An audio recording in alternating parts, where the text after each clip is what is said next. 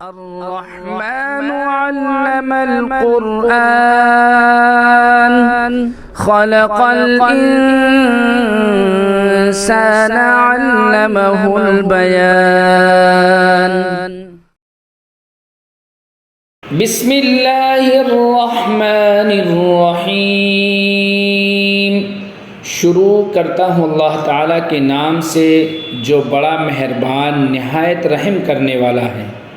وَإِذْ أَخَذْنَا مِيثَاقَكُمْ لَا تَسْفِكُونَ دِمَاءَكُمْ وَلَا تُخْرِجُونَ أَنفُسَكُمْ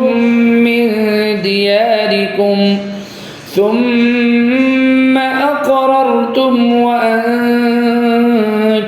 تَشْهَدُونَ۔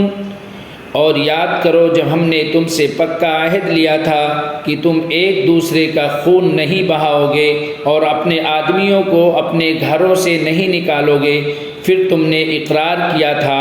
اور تم خود اس کے گواہ ہو۔ ثم أنتم هؤلاء تقتلون أنفسكم وتخرجون فريقا منكم من ديارهم تظاهرون عليهم بالإثم والعدوان وإن يأتوكم أسارى تفادوهم وهو محرم عليكم إخراجهم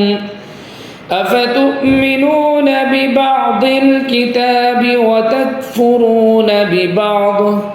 فما جزاء من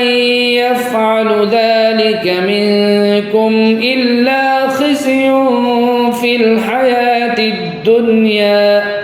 ويوم القيامة يردون إلى أشد العذاب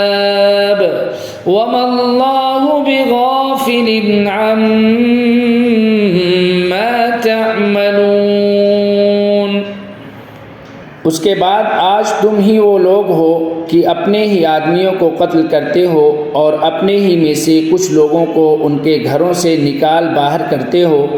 اور ان کے خلاف گناہ اور زیادتی کا ارتکاب کر کے ان کے دشمنوں کی مدد کرتے ہو، اور اگر وہ دشمنوں کے قیدی بن کر تمہارے پاس آ جاتے ہیں تو تم ان کو فدیہ دے کر چھڑا لیتے ہو، حالانکہ ان کو گھر سے نکالنا ہی تمہارے لیے حرام تھا۔ تو کیا تم کتاب تورات کے کچھ حصے پر تو ایمان رکھتے ہو اور کچھ کا انکار کرتے ہو؟ اب بتاؤ کہ جو شخص ایسا کرے اس کی سزا اس کے سوا کیا ہے کہ دنیاوی زندگی میں اس کی رسوائی ہو، اور قیامت کے دن ایسے لوگوں کو سخت ترین عذاب کی طرف بھیج دیا جائے گا، اور جو کچھ تم عمل کرتے ہو اللہ اس سے غافل نہیں ہے۔ أولئك الذين اشتروا الحياة الدنيا بالآخرة فلا يخفف عنهم العذاب ولا هم ينصرون۔ یہ وہ لوگ ہیں جنہوں نے دنیاوی زندگی کو آخرت کے بدلے خرید لیا ہے، لہذا نہ ان کے عذاب میں کوئی تخفیف ہوگی اور نہ ان کی مدد کی جائے گی۔ وَلَقَدْ آتَيْنَا مُوسَى الْكِتَابَ وَقَفَّيْنَا مِن بَعْدِهِ بِالرُّسُلِ وَآتَيْنَا عِيسَى ابْنَ مَرْيَمَ الْبَيِّنَاتِ وَأَيَّدْنَاهُ بِرُوحِ الْقُدُسِ أَفَكُلَّمَا جَاءَكُمْ رَسُولٌ بِمَا لَا تَهْوَىٰ أنفسكم استكبرتم ففريقا كذبتم وفريقا تقتلون۔ اور بے شک ہم نے موسیٰ کو کتاب دی اور اس کے بعد پے در پہ رسول بھیجے، اور ہم نے عیسیٰ ابن مریم کو کھلی کھلی نشانیاں دی اور روح القدس سے ان کی تائید کی،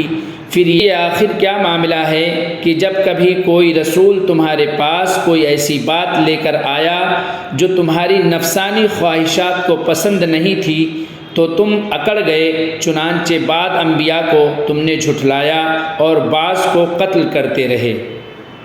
وَقَالُوا قُلُوبُنَا غُلْفٌ بَل لَّعَنَهُمُ اللَّهُ بِكُفْرِهِمْ فَقَلِيلًا مَّا يُؤْمِنُونَ۔ اور یہ لوگ کہتے ہیں کہ ہمارے دل غلاف میں ہیں،